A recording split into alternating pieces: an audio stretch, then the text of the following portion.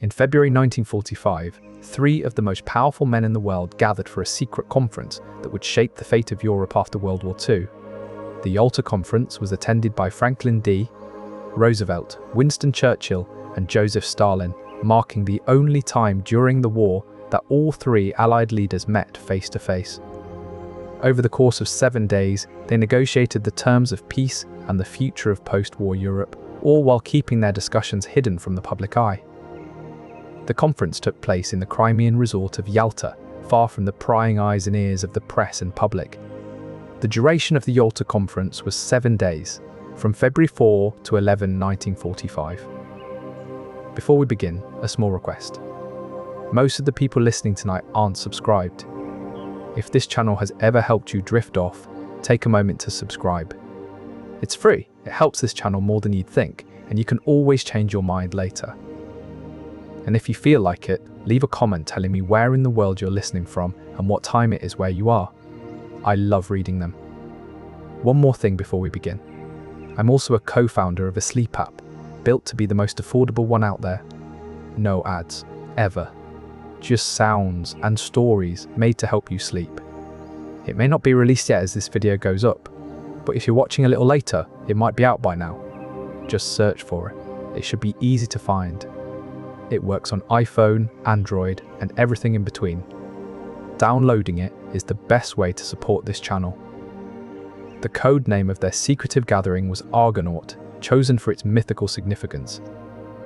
In Greek mythology, the Argonauts were a band of heroes who sailed in search of the Golden Fleece, braving perilous journeys and overcoming impossible odds. The choice of this code name was not arbitrary. It reflected the monumental tasks and challenges that Roosevelt, Churchill, and Stalin faced during their pivotal discussions.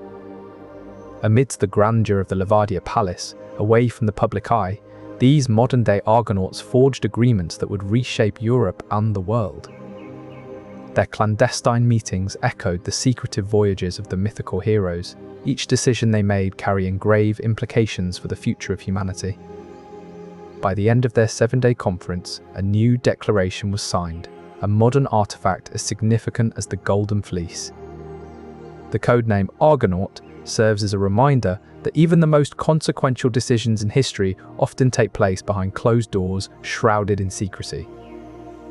This veil of secrecy lends an air of intrigue to their deliberations, hinting at the magnitude and importance of the agreements they reached. The setting for the Yalta Conference was no ordinary place, but a grand palace steeped in history and intrigue. Welcome to the Livadia Palace, an opulent summer residence nestled on the coast of Crimea. Built in 1911 for Tsar Nicholas II and his family, the palace was a symbol of imperial grandeur. The palace was designed by the renowned architect Nikolai Krasnov, who aimed to blend classical and Russian styles.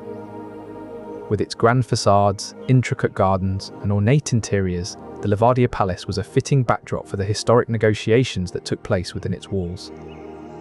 During World War II, as Germany advanced eastward, the palace was seized and used as a military hospital. In February 1945, with the war drawing to a close, the Livadia Palace once again served as a stage for global leaders. The grandeur and historical weight of this setting underscored the gravity of their discussions and the decisions that would reshape the world. In the Crimean resort of Yalta, the Livadia Palace stood as a grandiose reminder of the Romanov Empire's past glory, now serving as the backdrop for a conference that would decide the fate of post-war Europe. The stakes were high, and the key players gathered: Franklin D. Roosevelt, the ailing but determined leader of the United States; Winston Churchill, the seasoned British Prime Minister with a sharp wit and an unyielding resolve; and Joseph Stalin, the Soviet premier whose iron grip on his country was as infamous as it was absolute. This trio, known collectively as the Big Three, would shape the course of history in their final meeting during the Yalta Conference. Throughout the conference, military staffs met daily to coordinate their efforts. This unprecedented gathering of Allied leaders set the stage for significant geopolitical developments in the post-war era. The primary objective of this clandestine meeting was to coordinate the final military actions against Germany. As they deliberated, key points emerged that would reshape Europe's political landscape for decades to come. One of the pivotal discussions centered around the demilitarization and democratization of Germany. The Allied leaders also planned for the occupation zones in Germany, aiming to divide the country among themselves. This coordination was crucial for implementing a cohesive plan to bring the war to a swift and decisive end. The conference resulted in closer coordination of military efforts, enhancing the efficiency and effectiveness of their combined strategies. The decisions made at Yalta would echo through history, shaping the fate of post-war Europe in profound and lasting ways. Soviet armies were pushing through Poland, while Allied forces pressed into Germany from the west. The fate of Germany and Eastern Europe's future hung in the balance. The date set for this historic gathering was April 25, 1945. The location for the conference was decided to be in the United States of America. But the invitations did not stop there. Associated nations that declared war by March 1, 1945 were also to be included in this vital conference. 8. Associated Nations and Turkey were referred to as Associated Nations during the Yalta Conference. This decision would prove pivotal in shaping the post-war world order and laid the groundwork for global cooperation on a scale never seen before. As World War II neared its conclusion, the leaders foresaw the need for a united front to maintain peace and stability across the globe. The United Nations Conference on World Organization was more than just a meeting. It was the beginning of an international effort to bring nations together and prevent future conflicts. In this quiet agreement made during the pivotal Yalta Conference, the seeds of global cooperation were sown. And as history would prove, the establishment of the United Nations marked a significant turning point in the world's journey toward peace and unity. This ambiguity allowed for varied interpretations, with each leader harboring different visions for Poland's post-war government. The lack of clear enforcement plans following the conference exacerbated these tensions. The Potsdam Conference, held just a few months after Yalta, was a follow-up intended to address some of the lingering issues and clarify the agreements made earlier. However, it too failed to reach consensus on several critical points. The mistrust and ambiguity arising from the conference created a vacuum that would be filled by years of Cold War tensions, demonstrating the profound impact of even the smallest uncertainties in international diplomacy. Looking back, it's sobering to consider how a few days of negotiations among world leaders could shape the fate of millions and set the stage for decades of geopolitical turmoil. The aftermath of Yalta serves as a reminder that even the most well-intentioned agreements can unravel when left to interpretation and mistrust. One of the conference's key outcomes was the Yalta Agreement, a document that significantly shaped international relations for years to come. The Yalta Conference not only focused on the war's endgame, but also laid the groundwork for the post-war world. The conference's decisions continue to influence modern geopolitics, illustrating the enduring impact of those clandestine agreements. Today, as we reflect on the legacy of Yalta, we see how those strategic meetings have shaped our global politics and diplomatic relations. In essence, Yalta's legacy teaches us that the decisions made behind closed doors can ripple through history, shaping the world in ways both anticipated and unforeseen. As we look to the future of international relations, it is essential to recognize and understand the enduring impact of conferences like Yalta. The agreements at Yalta shaped European politics for decades to come. The high point of wartime cooperation among the Allied leaders revealed not only their unity, but also their deep divisions. As we look back at the Yalta Conference, it becomes clear that this was not just a meeting, it was a blueprint for the future of global politics. The agreements reached here would influence American politics and shape international relations for years to come. The seeds sown in these hallowed halls would grow into a complex and often troubled landscape of diplomacy. In the quietude of this Crimean evening, we are reminded that the legacy of Yalta is not just one of cooperation, but also of deep-seated divisions that would later fuel mistrust and lead to the Cold War. The conference's impact extends far beyond its duration. The agreements forged here left an indelible mark on European politics and international relations, shaping the world as we know it today.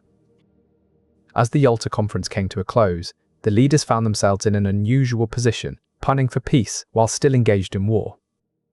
This pivotal meeting was not merely about ending the conflict, but also about determining how Europe would be rebuilt and governed after years of devastating turmoil. The leaders knew that the decisions they made would affect not just these nations, but also the broader geopolitical landscape for decades to come. Additionally, the conference addressed critical issues such as reparations and war crimes trials, essential components for justice and closure after such a devastating conflict. These closing thoughts invite us to consider the broader implications of the conference and its lasting impact on global history. As the Allied leaders delved into their discussions, they considered the intricate balance between political stability and democratic governance. The fate of Eastern European states hung in the delicate equilibrium of their decisions. As we conclude our exploration of the Yalta Conference, these final insights invite us to consider how the clandestine agreements forged in a remote Crimean palace continue to echo through global history today. Reflecting on the pivotal decisions made at Yalta, we are reminded of the profound and lasting impact these agreements have had on the political geography of Europe and beyond. The echoes of those secretive discussions continue to shape our world today. Churchill and Roosevelt resist Stalin's demands, concerned about the implications of a pro-Soviet Poland on Europe's post-war stability. They seek to establish a democratic government in Poland that is not aligned with any major power. The negotiations are intense and fraught with mistrust. Each leader knows that the decisions made here will shape the geopolitical landscape of Eastern Europe for decades to come. After days of heated debates, a compromise is reached. The Polish government in exile in London will be recognised, but it must include representatives from Poland's internal resistance movement and political factions acceptable to Moscow. The disagreements were rooted in different views on how Germany should pay for the destruction it had caused. While all three leaders agreed that Germany needed to be held accountable, their interpretations of what this meant varied greatly. Stalin insisted on heavy reparations, seeing it as a necessary measure to compensate for the immense suffering and destruction inflicted by Germany on Soviet territories. He argued that only substantial payments could adequately address the losses experienced by millions of Soviet citizens. Roosevelt and Churchill, however, were more cautious in their approach. They feared that imposing too harsh a penalty could destabilize Germany further, potentially leading to economic collapse and social unrest. This, they believed, could create a vacuum for extremist ideologies to fill. The discussions were intense, each leader presenting their case with conviction. Roosevelt emphasized the need for balance, stating that while Germany must pay its debts, it was crucial to ensure the country's economic recovery to maintain long-term stability in Europe. This decision marked an important step toward the broader aim of post-war reconstruction and stability in Europe, though it would not be without its challenges and controversies in the years to come. As the conference progressed, the economic aspects that influenced these political decisions became clearer. The future of Europe's financial landscape was as much a part of the discussion as its geopolitical boundaries and alliances. However, the true test of its efficacy would come in the implementation phase. As Eastern European nations began to form governments under Soviet oversight, tensions between the Allies escalated. And as the Cold War era dawned, the document served as a reminder of what could have been, a Europe united under democratic ideals rather than divided by ideological conflict. The declaration committed the Allies to supporting free elections and establishing democratic regimes in Eastern European nations. However, it also acknowledged that local conditions might necessitate temporary exceptions to these principles. Yet, even as the Yalta Conference laid out plans for a democratic and united Europe, tensions between the Allied powers were already growing. These tensions would come to a head at Potsdam and eventually fuel the Cold War. As the world looked towards peace, the choices made at Yalta echoed through time, influencing subsequent conferences and shaping the world we know today. The Potsdam Conference would continue this complex dance, as Allied leaders grappled with the consequences of their earlier agreements and sought to navigate a rapidly changing political landscape.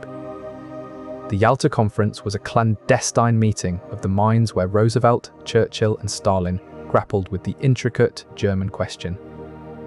One of the crucial topics on their agenda was the unconditional surrender of Germany. Stalin, however, had other ideas. He demanded extensive reparations from Germany, seeking to secure Soviet economic recovery. The tension in the room was palpable as Stalin pressed for his demands, while Roosevelt and Churchill advocated for a more balanced approach. The discussions were heated, but ultimately resulted in an agreement that would profoundly shape the future of Germany and Europe. This clandestine agreement at Yalta would have far-reaching consequences, influencing the reunification process decades later. The Balkan Pact, signed before the war, is on the table. This secret agreement was meant to keep the Soviets at bay, but it's clear now that it won't hold. Stalin wants control over Romania and Bulgaria, essential gateways for his armies. Churchill, however, sees these countries as vital buffers against Soviet expansion. Their voices rise, each man driven by the weight of their nation's fates. The room feels charged, like a powder keg waiting for a spark. Roosevelt, the quiet mediator, looks from one to the other, a silent plea for unity etched on his face. The future of Europe hangs in this balance. Churchill leans back, arms crossed, a man not ready to yield. Stalin stands stoically, eyes locked on his counterpart. The standoff is palpable. Roosevelt's voice cuts through the silence like a calm breeze. We must decide the future of these nations now. His words hang heavy with importance. In this charged moment, the fate of millions will be decided. The balance of power in Eastern Europe is at stake. Just as Europe's future was being debated, the Far East also became a crucial focus. The Pacific theatre was high on the agenda at Yalta. Leaders discussed strategies for ending the war against Japan and stabilizing post-war Asia. One pivotal topic was Stalin's role in the war against Japan.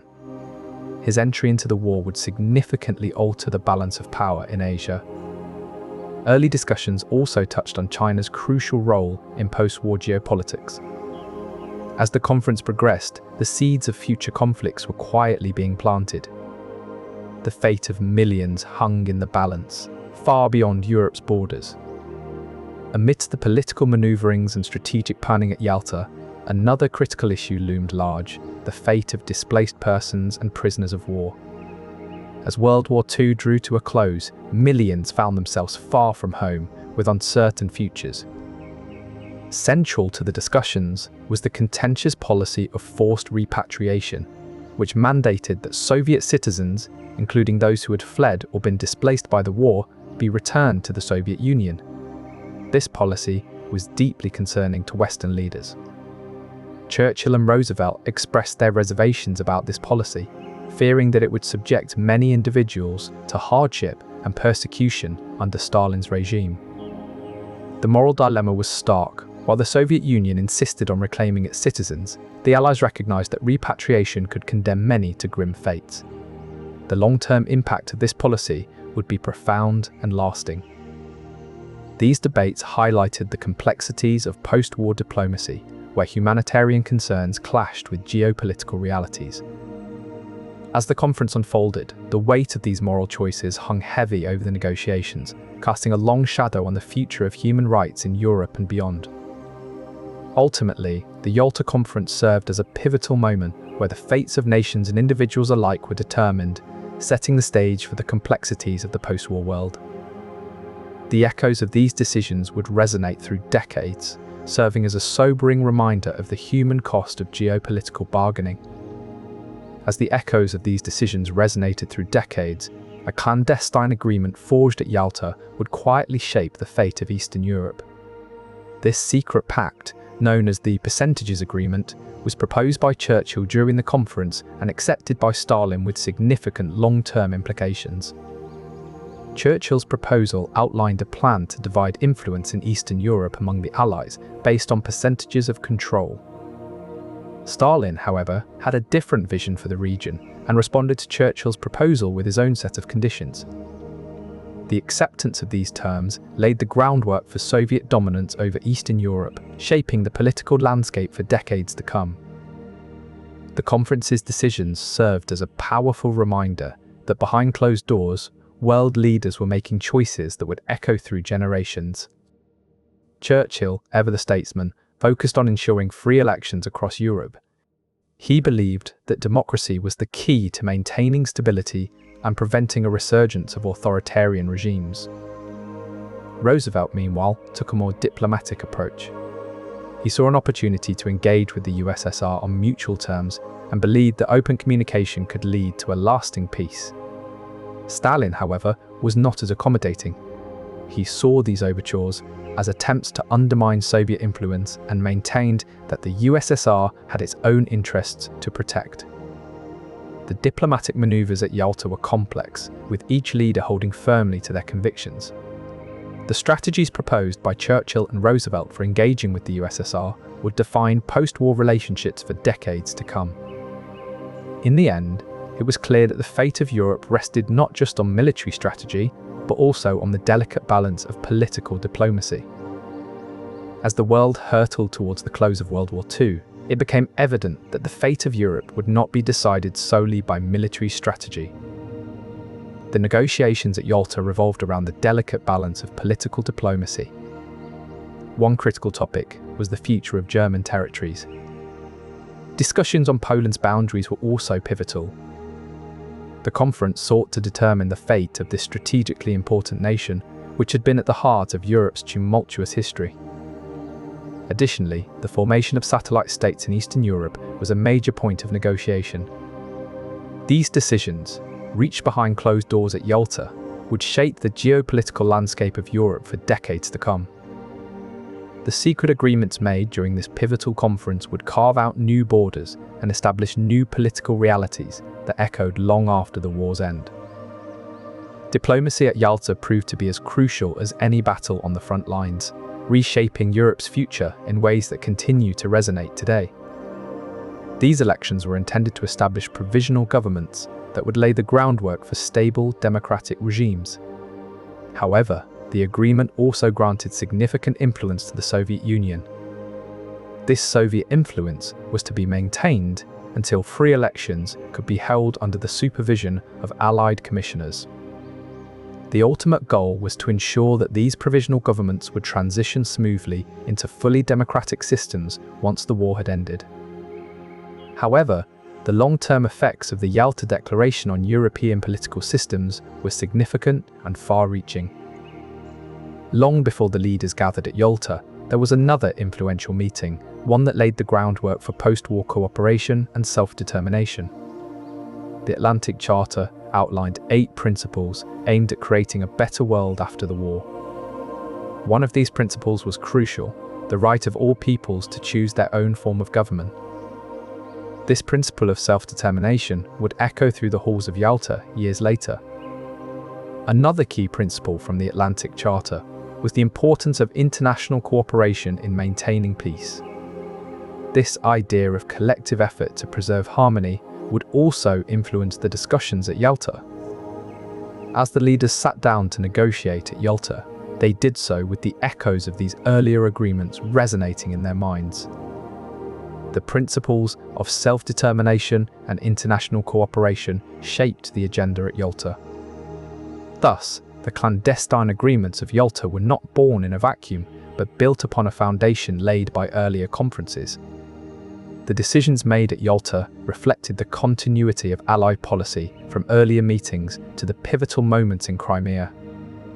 The unconditional surrender policy, another significant decision from Tehran, was designed to prevent any negotiations with the Axis powers that could lead to a separate peace. This approach ensured that all Axis nations would be defeated completely and without concessions, setting the tone for post-war reconstruction and punishment of war crimes. These strategic agreements laid the groundwork for the complex negotiations that would follow at Yalta. As Stalin, Roosevelt and Churchill met again in Crimea, they knew they had to build upon the framework established in Tehran. The discussions at Yalta would center around how to implement these earlier decisions effectively. The opening of a second front was already underway, but the coordination between Allied forces and the strategies for the final stages of the war were still critical matters. This legacy would define not only the immediate aftermath of World War II, but also the geopolitical landscape of Europe for decades to come, shaping a continent that still bears the imprints of those historic decisions. In this way, the Yalta Conference was not just a singular event, but part of a broader tapestry of Allied strategy and diplomacy that would influence the world for generations to come. One of their key recommendations was the division of Germany into three main zones: American, British, and Soviet. These recommendations were crucial because they formed the foundation for many of the decisions made at Yalta. As the conference progressed, Roosevelt, Churchill, and Stalin relied heavily on the EAC's work to guide their discussions. Their deliberations at Yalta reflected many of the EAC's proposals, including the division of Germany into the same three zones. In essence, the European Advisory Commission played a pivotal role in setting the stage for the diplomatic efforts that would shape post-war Europe. Their detailed planning and strategic foresight were instrumental in the broader context of Allied strategy leading up to Yalta. Understanding the EAC's contributions helps us see that Yalta was not just a singular event, but part of an ongoing effort to forge a new world order. Their work underscores the complexity and far-reaching implications of diplomatic efforts during World War II. In this light, Yalta emerges as a critical moment in a larger tapestry of international cooperation and conflict resolution. Soviet intelligence played a pivotal role in shaping Stalin's strategies during the conference. One key source was Richard Sorge, a German spy who had infiltrated Japanese intelligence. His reports to Moscow provided critical insights into Japan's intentions. This intelligence allowed Stalin to make more informed decisions about the Eastern Front and his negotiations with Roosevelt and Churchill. Additionally, Venona intercepts revealed the extent of Soviet infiltration into Allied intelligence. These decrypted messages exposed several Soviet spies operating within the United States and Britain. The revelations forced Roosevelt and Churchill to reassess their trust in Stalin's intentions. This shift in dynamic influenced the course of negotiations at Yalta, underscoring the delicate balance between cooperation and suspicion. In this complex web of intelligence and counterintelligence, the fate of Europe was being decided. With each diplomatic move and strategic concession, the shape of post-war Europe began to take form. Poland, Romania, and Bulgaria were among the nations that would be significantly impacted by these agreements.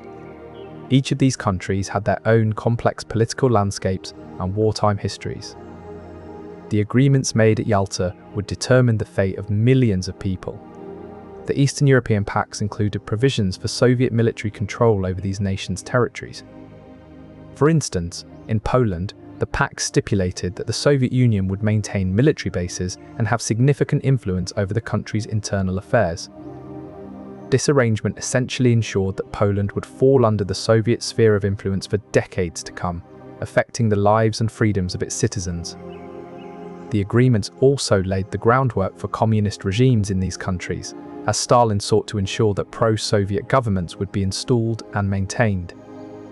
In Bulgaria, the Pact granted the Soviet Union significant political influence, allowing them to shape the country's policies and ensure alignment with Moscow's interests. These strategic alliances would have profound and lasting effects on the political dynamics of Europe, shaping the course of history for generations. As Stalin carefully navigated these diplomatic waters, he was laying the foundation for a new geopolitical order that would define the post-war world.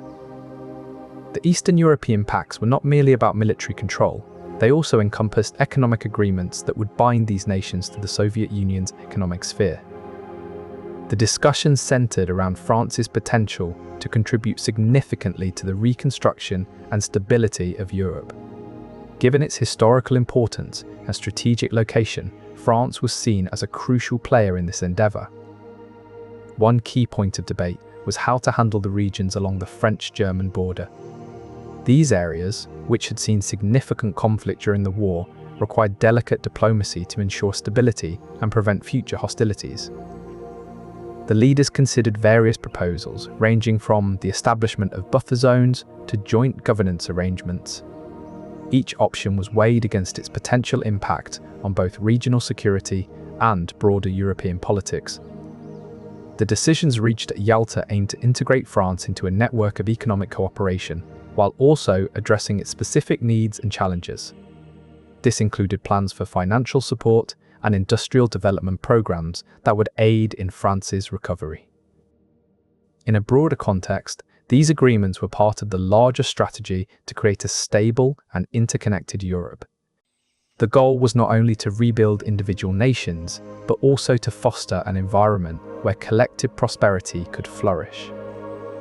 And as these agreements began to take shape, they laid the groundwork for a complex dance of alliances and divisions that would continue to play out over the coming decades. As the Yalta Conference unfolded, another critical aspect was under discussion: the economic reconstruction of post-war Western Europe. The Allied leaders recognized that a stable Europe would require robust economies capable of supporting their populations and integrating back into the global market. These plans aimed to rebuild the physical infrastructure and industrial capacity that had been decimated by years of conflict. For example, Italy's industrial heartland needed significant investment to revive its factories and transportation networks. France faced similar challenges with its industries battered by the war, requiring substantial aid to re-establish production and employment. Germany, having borne the brunt of Allied bombing campaigns, needed extensive rebuilding efforts to restore its cities and manufacturing bases. The economic considerations were not merely isolated issues, but were integrated into the broader political strategies devised at Yalta. This integration ensured that the post-war European economies could support democratic institutions and prevent a resurgence of extremist ideologies. The agreements at Yalta laid the groundwork for programs such as the Marshall Plan, which would provide crucial financial assistance to European nations. These economic strategies were designed with a long-term view, aiming to foster stability and cooperation across the region. As the conference drew to a close, the leaders understood that economic recovery was as vital to peace and security as military victory had been. The seeds planted at Yalta for Western Europe's economic reconstruction would grow into a more prosperous and united continent over the following decades. The Mediterranean strategy aimed to secure influence over countries like Greece, Turkey, and Italy, which were crucial for maintaining Europe's security and stability. Turkey, strategically located at the crossroads of Europe and Asia, played a pivotal role in ensuring the Mediterranean remained under Allied control. Italy, with its extensive coastline along the Mediterranean, was vital for maintaining naval supremacy in the region. By securing these countries, the Allies aimed to create a buffer zone against potential Soviet expansionism. The Mediterranean was viewed as a crucial theatre in shaping Europe's future security, with control over its littoral states being vital to preventing another major conflict. In the secluded Crimean resort of Yalta, a pivotal agreement was forged that would quietly shape the fate of thousands of prisoners and influence the post-war landscape of Europe. This was no ordinary prisoner exchange. It was a strategic move by world leaders to resolve immediate issues while preparing for future diplomatic battles.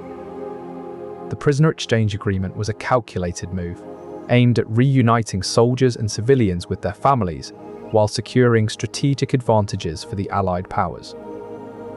Specifically, the agreement stipulated the repatriation of prisoners from both Axis and Allied forces, with a particular focus on those held in POW camps across Europe. For Stalin, this was an opportunity to secure the return of Soviet citizens captured by the Axis forces during the war's early stages. Meanwhile, Roosevelt and Churchill saw the agreement as a way to bolster their support among domestic populations by bringing home American and British soldiers who had endured years of captivity. The negotiations were conducted with a subtle intensity, each leader aware that the terms set at Yalta would define not only the immediate future of thousands, but also the long-term diplomatic relations between their nations. The agreement encompassed a wide range of prisoners, from captured military personnel to civilians who had been displaced during the conflict's chaotic early years. In this clandestine diplomatic dance, it was clear that each leader had their own strategic goals in mind, whether securing domestic support or expanding influence over Eastern Europe. The agreement highlighted the complex interplay of humanitarian concerns and geopolitical strategies as the Allies sought to balance immediate needs with long-term interests. The agreement underscored the Allies' commitment to addressing immediate issues while positioning themselves for future diplomatic battles as they sought to shape a new world order out of the ashes of war. In the waning days of World War II, control over Europe's waterways became a crucial battleground for shaping the post-war world. One such strategic body was the Danube Commission, established during the pivotal Yalta Conference. The Danube, Europe's second longest river, was vital for transportation and commerce. Its control could determine the fate of nations and economies.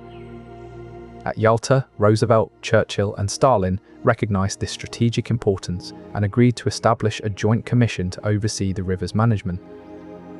The Danube Commission was designed to ensure free navigation along the river, crucial for trade and military supply chains. Its establishment underscored the Allies' awareness that post-war Europe would require careful orchestration of resources and infrastructure. The Commission's significance lay not just in river control, but also in the broader geopolitical strategy it represented. For instance, the Danube flows through several countries, including Germany and Romania. Effective management of this waterway could prevent conflicts and ensure stability in these regions. By agreeing to cooperate on the Danube's management, the Allies demonstrated a commitment to maintaining peace through practical collaboration. However, this cooperation was but one piece in the complex puzzle of post-war reconstruction and diplomacy. Roosevelt, Churchill, and Stalin understood that to sell these agreements, they needed a compelling narrative that could resonate with their people. They turned to propaganda, employing strategic messaging to frame the outcomes in ways that would be palatable to their constituents. Churchill, on the other hand, focused on the strategic victories and the weakening of Germany. He highlighted how the decisions made at Yalta would expedite Germany's defeat and prevent future conflicts. This narrative played into British sentiments of wanting to see an end to the war and a return to stability. Each leader thus crafted a narrative that highlighted different aspects of the agreements while maintaining a unified front. The overarching message was one of collective effort and victory, designed to keep support high among their respective populations. The Allies understood that shared knowledge could significantly impact their strategies and operations. During the conference, agreements were reached to share vital information on German military operations, troop movements, and potential counterattacks. This cooperative approach aimed to ensure that each Allied power was operating with the most up-to-date information. As Stalin's forces advanced through Poland and into Germany, the Western Allies needed to understand the Soviet strategy and intentions. This intelligence sharing was not just about military tactics, but also about maintaining the fragile alliance and preventing misunderstandings that could lead to further conflict. The lessons learned from the Yalta Conference emphasized the vital role that coordinated intelligence efforts play in shaping international relations and maintaining peace. The discussions between Churchill, Roosevelt, and Stalin centered around how to stabilize the Balkans region after the war. Yugoslavia was seen as a linchpin in this plan. At the time, Yugoslavia was led by Josip Broz Tito, who had gained considerable influence and support within his country.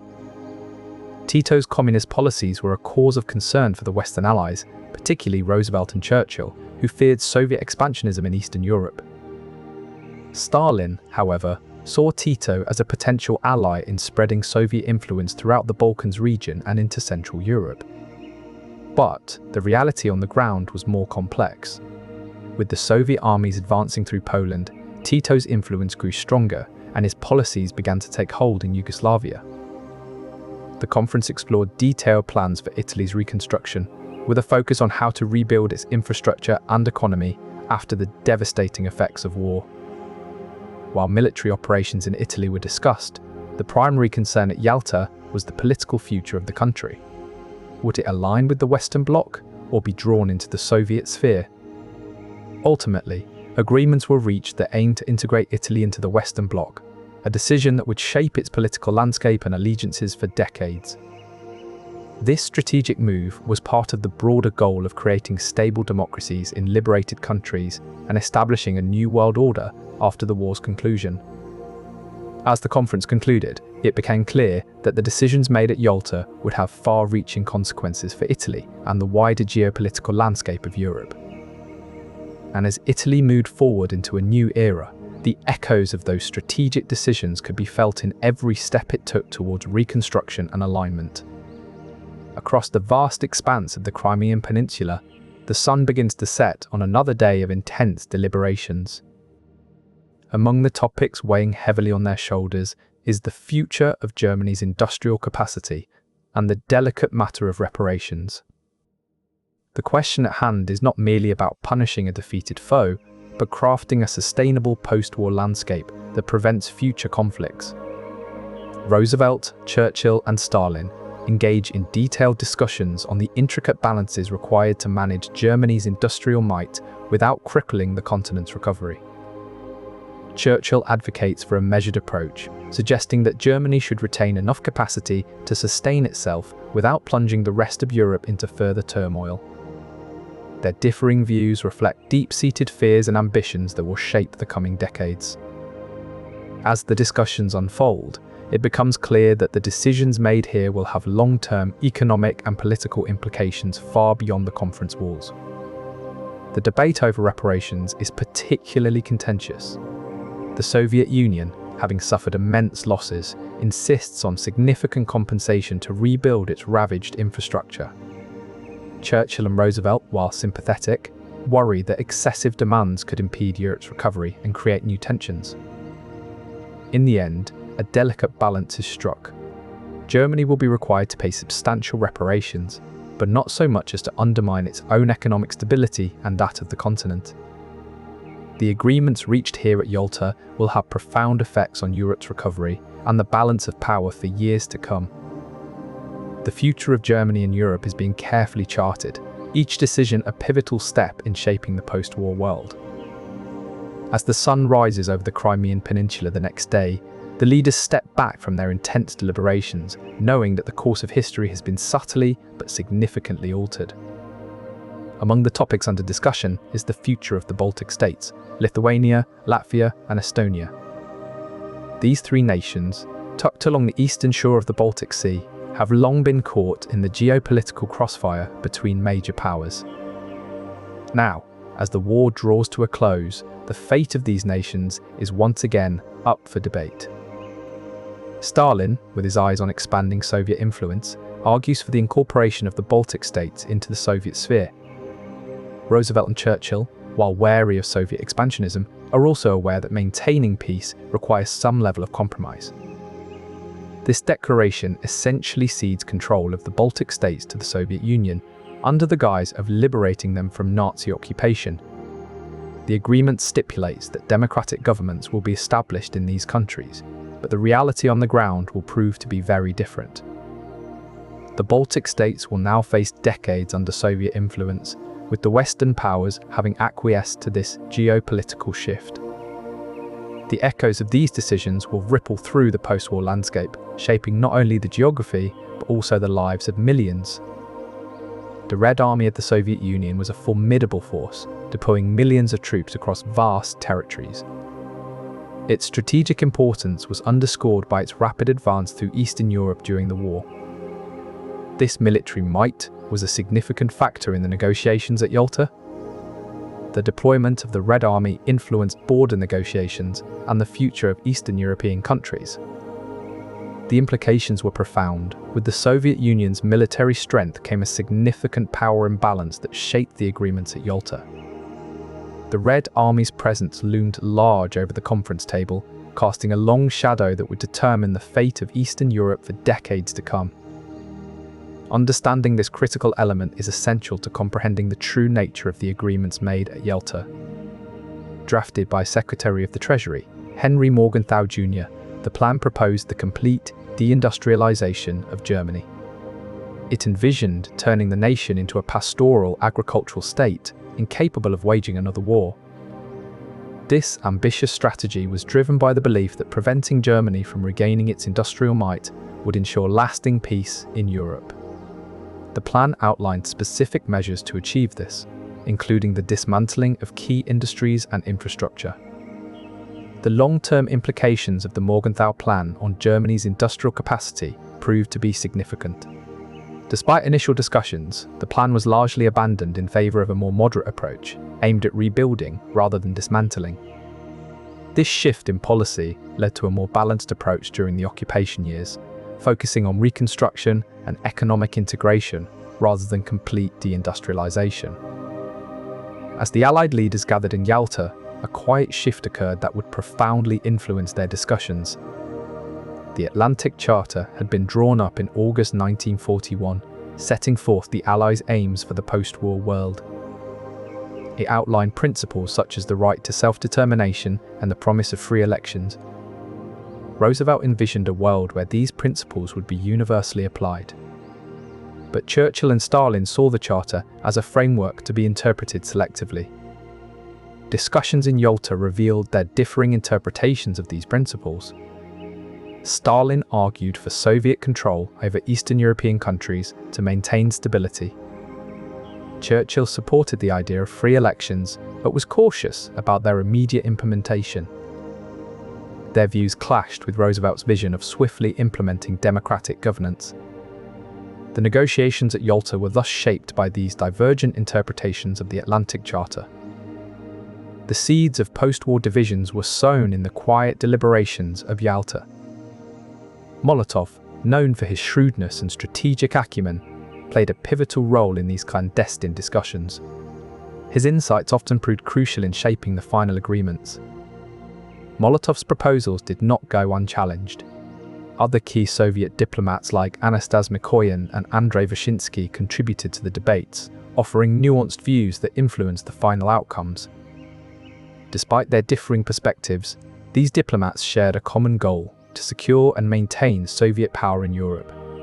Their negotiations behind closed doors would have far-reaching consequences for the world.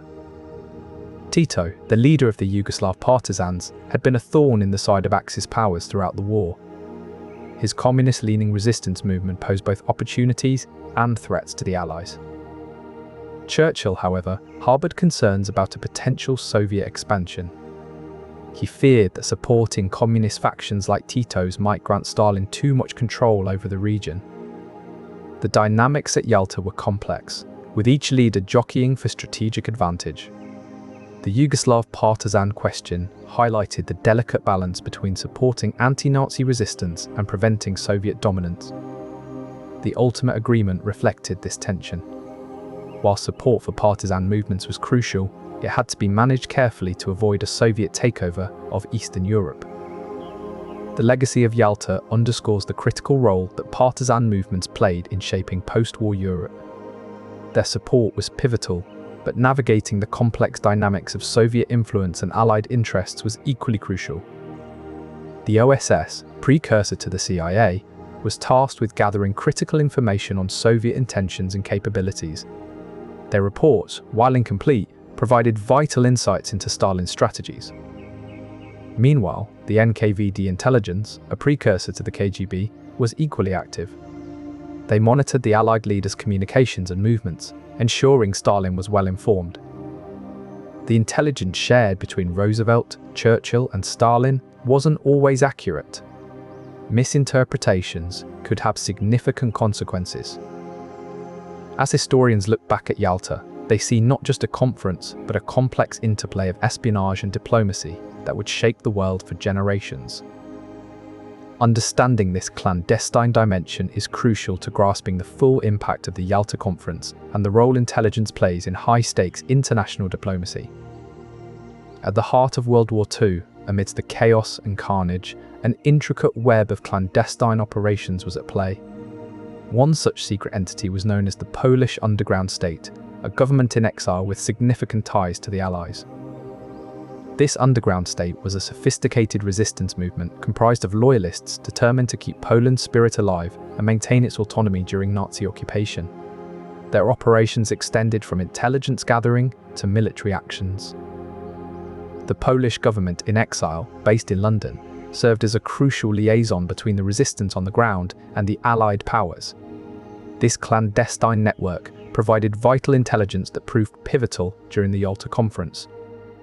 The Polish underground state played a significant role in influencing these critical negotiations. Their intelligence on Nazi troop movements and underground activities within Poland were instrumental in shaping Allied military strategies. Their contributions extended beyond military tactics, impacting the political landscape as well. The Resistance's reports on conditions within Poland provided invaluable insights for determining post-war governance and borders. Their human dimension cannot be understated. Thousands of brave individuals risked their lives to maintain this clandestine state, their heroism echoing through the halls of Yalta. This secret state not only preserved Poland's sovereignty in spirit, but also actively worked to undermine Nazi control, thereby shaping the strategic landscape that Allied forces had to navigate. Their actions highlighted the dual nature of warfare, not just battles on the ground but also in the shadows, where information and subversion were powerful tools. The Yalta Conference, though ostensibly focused on military strategies, was fundamentally shaped by these underground efforts. The decisions made there could not have been so effective without the intelligence provided by the Polish resistance. In the end, the clandestine operations of the Polish underground state were a testament to the power of resilience and intelligence in shaping geopolitical outcomes. Before the Yalta Conference, another clandestine meeting had already laid crucial groundwork in the shadowy halls of Dumbarton Oaks. The goal of this meeting was to draft proposals for an international organization designed to maintain peace after World War II. These preliminary discussions at Dumbarton Oaks significantly shaped the agenda of the Yalta Conference, which would follow 5 months later. The proposals from Dumbarton Oaks included a framework for what would become the United Nations Charter, which was formally signed at the San Francisco Conference on June 26, 1945. The Dumbarton Oaks proposals, which had been refined during the conference, laid out a vision for an international organization that could prevent another global conflict. This chain of clandestine agreements and high-level discussions demonstrates the intricate web of diplomatic efforts that ultimately reshaped the global order in the wake of World War II. Imagine a world where the fate of nations is decided behind closed doors and agreements are crafted with surgical precision. One of the key decisions taken during the Yalta Conference involved the creation of the European Advisory Commission. The EAC was formed with the understanding that the future of Germany and the stability of Europe depended on careful coordination. They would be responsible for drafting the blueprints that would guide the Allied forces in their occupation of Germany. The Commission was composed of representatives from each of the Allied powers, ensuring that every perspective was considered. This was crucial because a divided Germany could have led to further conflict and instability in Europe. The EAC's meticulous planning was the practical application of the agreements made at Yalta. Their work ensured that Germany was divided into specific zones, each overseen by a different Allied power. This division was not just about territory, but also about ensuring that each zone was governed by principles of democracy and denazification. By maintaining a careful balance, the EAC aimed to set Germany on a path towards stability and peace. Their primary aim was to plan the final defeat of Japan in World War II. The Cairo Declaration, signed by the three leaders, outlined a vision for a post-war Asia that emphasized the independence of colonized nations and the formation of democratic governments. This document set the tone for the Allies' approach to Japan and other Pacific nations, highlighting their commitment to ending colonial rule. The discussions at Yalta on the future of Japan and Pacific nations were heavily informed by the decisions made in Cairo. The ultimate goal remained the same: to ensure the independence and democratic governance of nations that had long suffered under colonial rule.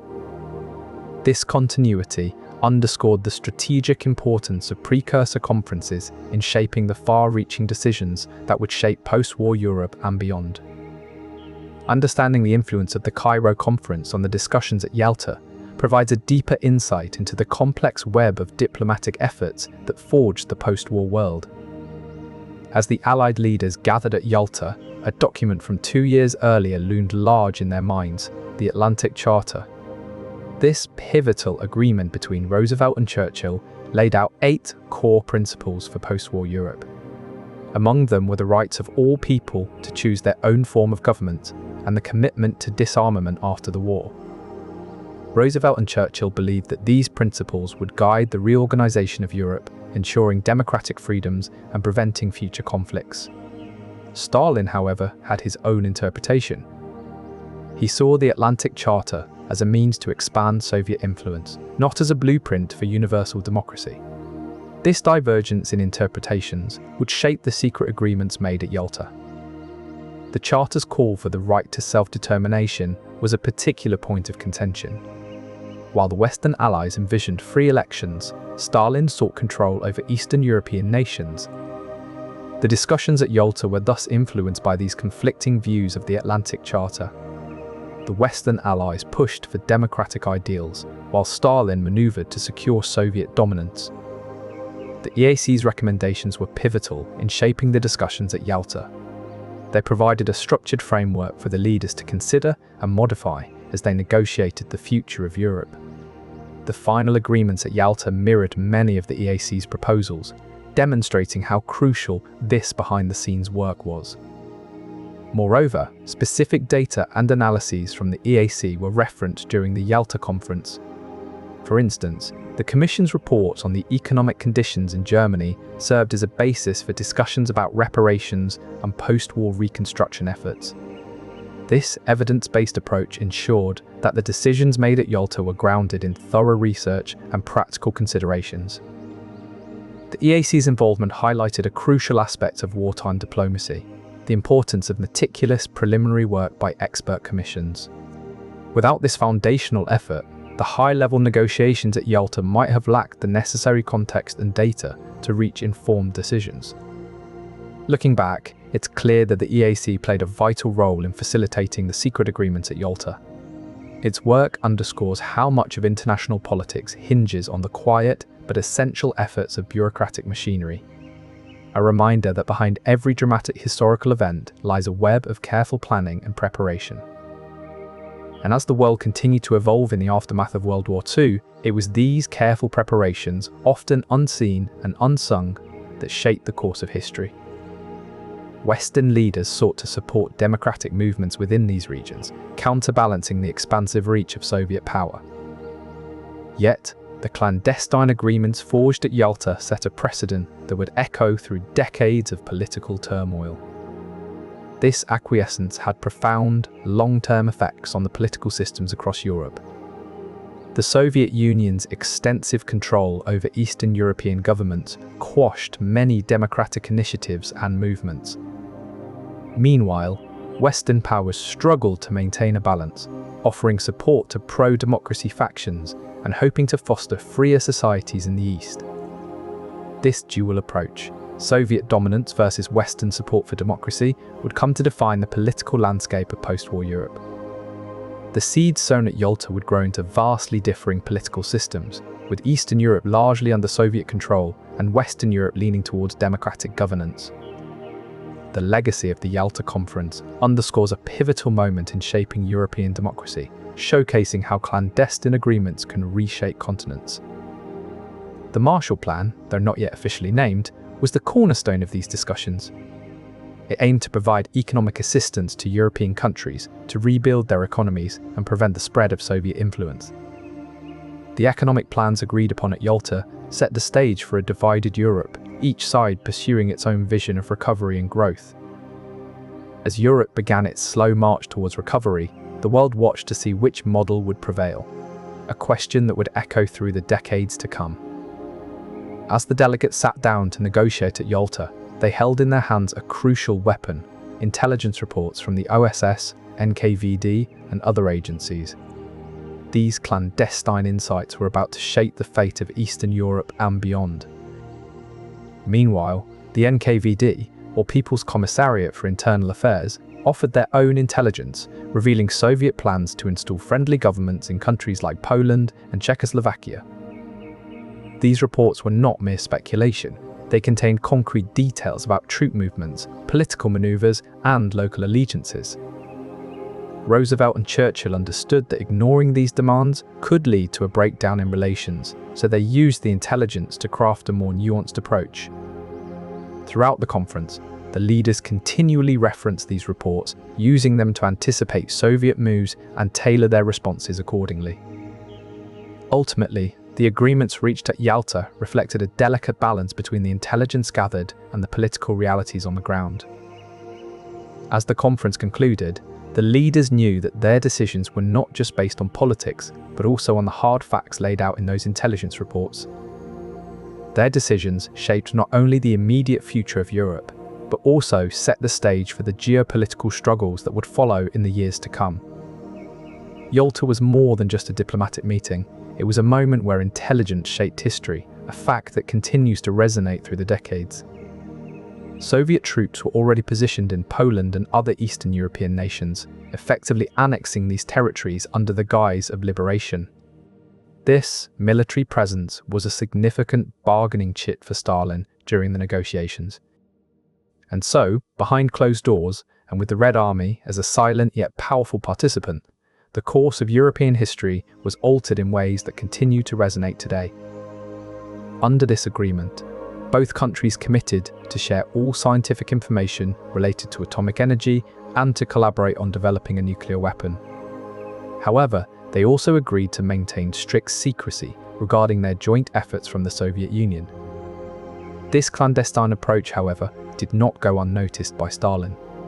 The Soviet leader was well aware of the technological advancements being made in the West and pressed for more transparency during the Yalta Conference. The secrecy mandated by the Quebec Agreement highlighted a deeper layer of strategic decision-making that was crucial in shaping Europe's future. The choices made behind closed doors at Yalta echoed through decades, reshaping global politics and setting the stage for an era of nuclear arms races and diplomatic standoffs. This deeper understanding of the Yalta Conference reveals a complex web of alliances, secrecy, and ambition that underpinned the major geopolitical shifts of the 20th century. It underscores how the decisions made in times of crisis can cast long shadows across history. The clandestine agreements forged at Yalta, underpinned by the Quebec Agreement, serve as a poignant reminder of how crucial moments in diplomatic history can shape our world in profound and often unforeseen ways. These zones were designed to act as a protective barrier against future Western aggression, reflecting Stalin's deep-seated mistrust of the West and his resolve to safeguard Soviet interests. These demands, though significant, were seen by Roosevelt and Churchill as necessary compromises to keep the Soviet Union aligned with the Allies in their continuing struggle against Germany. The agreements reached at Yalta illustrate the complex nature of wartime diplomacy and the far-reaching consequences of the concessions made in pursuit of a greater goal. In the early days of World War II, a critical conference was held in Casablanca. The Allied leaders gathered to discuss unconditional surrender and long-term military strategies against Germany. One of the key agreements made at Casablanca was the policy of unconditional surrender. This meant that Germany and its allies would be forced to surrender unconditionally with no negotiations.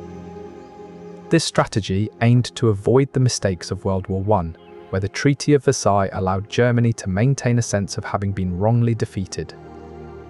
The Casablanca Conference also laid the groundwork for coordinated military efforts and strategic planning that would be further discussed at Yalta. Discussions in Casablanca on Allied cooperation and long-term military strategies were foundational. The agreements reached at Casablanca would shape the agenda and negotiations at the pivotal Yalta Conference. As the Yalta Conference unfolded in February 1945, the Allied leaders delved into meticulous planning for the post-war world, aiming to establish a framework that would bring stability and order after the devastating conflict. But as the days progressed, another dynamic played out behind closed doors. Folded into February's winter chill, secret communiqués between Roosevelt, Churchill, and Stalin began to weave their influence over the conference. These clandestine messages, exchanged between the leaders' personal staffs, carried weighty implications and subtle directives. One such message, delivered from Roosevelt to Stalin, held the promise of a vast economic aid package. While publicly, the United States was still neutral, this private assurance of support hinted at a future alliance and bolstered Stalin's confidence in his dealings. Another communiqué, this time from Churchill to Roosevelt, delved into the delicate balance of power in Europe's post-war landscape. Churchill's cautionary note on the potential Soviet expansionism was a subtle reminder of the looming geopolitical tensions. Stalin, meanwhile, was not merely a recipient, but also an active participant in this shadow diplomacy. His missives often contained shrewd demands and carefully worded proposals that would shape the conference's final resolutions. These secret messages, while never publicly acknowledged, formed an intricate web of influence that guided the leaders' decisions. Their contents, though hidden from public view, were pivotal in shaping the fate of post-war Europe. As the conference folded on February 11th, the agreements reached were not just a product of open discussions, but also the subtle dance of clandestine communications. The echoes of these secret exchanges would resonate through the decades, influencing geopolitical shifts and strategic alliances in a world still grappling with the legacies of war.